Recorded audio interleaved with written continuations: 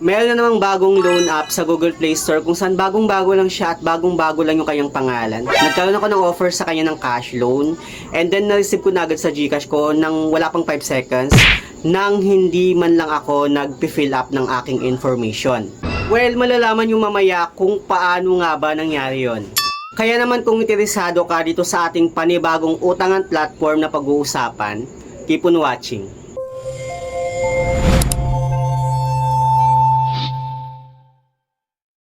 Hello guys, it's Sir Mariano and welcome back to my YouTube channel. At kung hindi ka pa nakapag-subscribe sa aking channel, please subscribe dahil palagi ako nag-share ng experience ko at nag-review ng mga all or online lending platform kung legit ba o hindi dito sa ating channel. So, pag-uusapan nga natin itong bagong loan app sa Google Play Store na bagong-bago lang siya guys, no? At bagong-bago lang din yung kanyang pangalan. And then nag-apply ako sa kanya, hindi man lang ako nag-fill up ng aking information. Nagkaroon agad ako ng offer sa kanya na 3,300. And then chinek ko muna yung kanyang loan details, aware naman ako sa kanyang loan details. And then pagka-proceed ko dun sa kanyang loan, nagulat ako na wala pang 5 seconds na receive ko na agad yung loan amount sa GCash ko. So wag na natin itong patagalin. Itong loan app na tinutukoy ko ay itong si Pesomate Flexible Loan na pagmamayari ni Factors Lending Corporation. And then dito no, meron na siyang 4.8 na stars, 3,000 na reviews, at marami na siyang downloads, which is umabot na siya ng 10,000 downloads. So medyo na-curious nga ako sa loan app na to kaya din-download ko siya.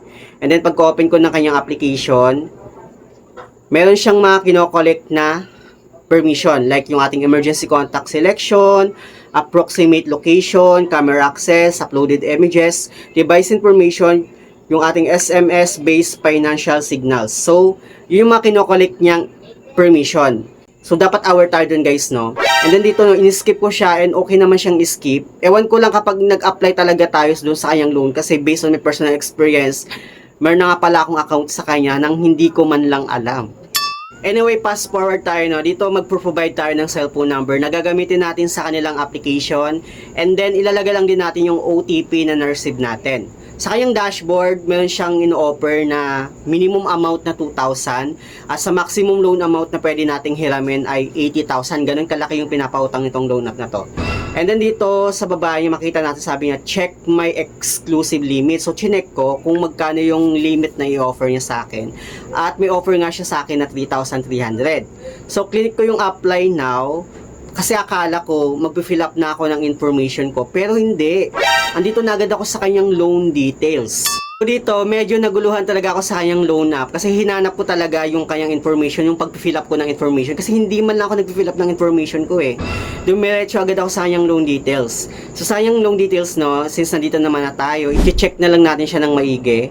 And dito nga, no, yung maximum credit limit na offer niya sa akin is 3,300 and pwede ko pa siyang i-adjust ng up to 500. Pero sabi niya dito, you cannot apply if your available limit is below 1,000. Anyway, dito sa 3,300 niya, meron siyang loan term na 3 terms at 4 terms. Pero hindi siya dito yung tipo guys, no, na 2 months, 3 months, or up to 4 months na repayment term, kundi every 7 days yung kanyang loan term. So, dun sa 3 terms niya, 14 days lang yung kanyang loan term kasi yung pangatlo na loan term niya is parang free na siya. Same lang dun sa 4 terms niya, 21 days naman dun. So, sa pang-apat na loan term niya is free na rin siya. And at dito no, sa 3,300, bali yung magiging every 7 days ko is 1,980 pesos. So bakit? Makikita natin dito no, yung principal niya is 1,237 pesos. Meron siyang free na 412 pesos at interset na nakalagay guys. No? Hindi man lang nila inaayos yung kanilang application. Interset yung nakalagay instead na interest. So dito parang medyo namumukhaan ko itong loan app na to no. And dito tinuloy ko na lang siya guys. So dito sa interest niya 330 pesos. Same lang doon sa kanyang second na repayment term. Kung ito total naman natin yung loan amount na babayaran natin doon sa 3 terms niya. So 1,980 times 2 kasi 14 days lang yung kanyang repayment term kasi ngayon 'di ba yung pangatlo is free na siya. So 3,960 pesos yung magiging total na babayaran natin. I-minus natin yung 3,300. So, kikita sila ng 660 pesos in just 14 days. At tatapatin ko na kayo guys, no, based on my personal experience, hindi rin po natin siya ma-receive ng buo yung loan amount na hihiramin natin. Dako naman tayo dun sa kanyang 4 terms, which is 21 days kasi nga free na yung last term niya. So 1,430 every 7 days yung babayaran natin. So 1,430 times 3, magiging 4,290 pesos yung total na babayaran natin. So ima-minus natin yung 3,300.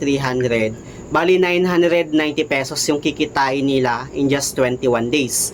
And then, ayun nga, tulad ng sabi ko, hindi po natin ma-receive ng buo yung loan amount na hihiramin natin.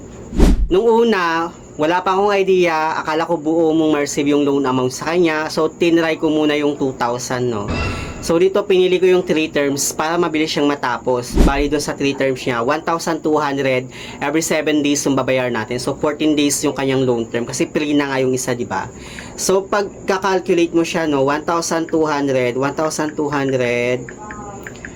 times 2, bali 2,400 pesos yung total na babayar natin. So, kikita sila ng 400 pesos. At based on my personal experience, no, nung grinab ko na yung loan amount na 2,000, na-receive ko agad siya sa GCash ko, wala pang 5 seconds. At magkano lang yung na-receive ko guys? 1,500 pesos. Yun lang yung amount na na-receive ko dun sa 2,000. So, ang laki ng kikitain nila in just 14 days, almost 900 pesos. Anyway, chinek ko ng maigi itong loan up na to kasi nakakapagtaka na hindi man ako nag-fill up ng information ko. Nagkaroon agad ako ng offer sa kanya at na-receive ko na agad yung loan naman sa e-wallet ko. So, chinek ko yung loan history ko sa kanya. Meron na pala akong pass na loan which is 500 pesos. Ilalagay ko lang dyan sa my screen. And then, naalala ko itong si loan tayo na in-applyan ko din dati, di ba? Na 500 yung greenab ko sa kanya. And then, ayun nga, nagulat na lang ako na nawala siya sa Google Play Store. Yun pala, nagpalit na siya ng kanyang pangalan which is ito ng si Pesomate. Pero yung nag-text sa akin ng code which is si El Peso. And sa El Peso guys, no, meron akong experience sa kanya last 2023 kung saan meron pa akong last loan, parang meron akong hindi nabayaran sa kanya na pang last na loan term ko which is na-abandon ko siya. Pero nakakagulat kasi na-operan pa rin ako sa kanya. Anyway guys, didiretsuhin ko na kayo, no. Hindi po recommended na utangan itong si Pesomate kasi siya si dating loan tayo na nawala na sa Google Play Store. Sinearch ko nga siya sa Google Play Store, wala na talaga siya doon. At ayun nga, nagpalit nga talaga siya ng kanyang pangalan. Ewan ko lang kung bakit na naman siya nagpalit ng kanyang pangalan, no. Pero dito, no, hindi po siya recommended at hindi siya okay na utangan kasi sobrang laki ng kaltas niya at sobrang laki ng kikitain niya sa'yo in just 14 days or 21 days, malala pa pag longer term payment ka, mas malaki yung kikitain sa'yo. Sobrang garapal sa interest itong loan up na to. Ang laki na ng kaltas, may interest pa. Talagang mababaon tayo sa utang kapag once na nag-apply tayo sa kanya. Kaya pag-isipan nyo muna mabuti bago tayo mag-proceed. Anyway, yun lang naman yung gusto kong i-share sa inyo, no, na hindi po legit itong si Pesomate. Sa mga hindi pa pala nakapag-subscribe sa aking YouTube channel, please don't forget to like, share, subscribe. Click the notification bell para lagi kang updated sa aking mga susunod na video. Thank you guys, thank you for watching and see you on my next video. Bye!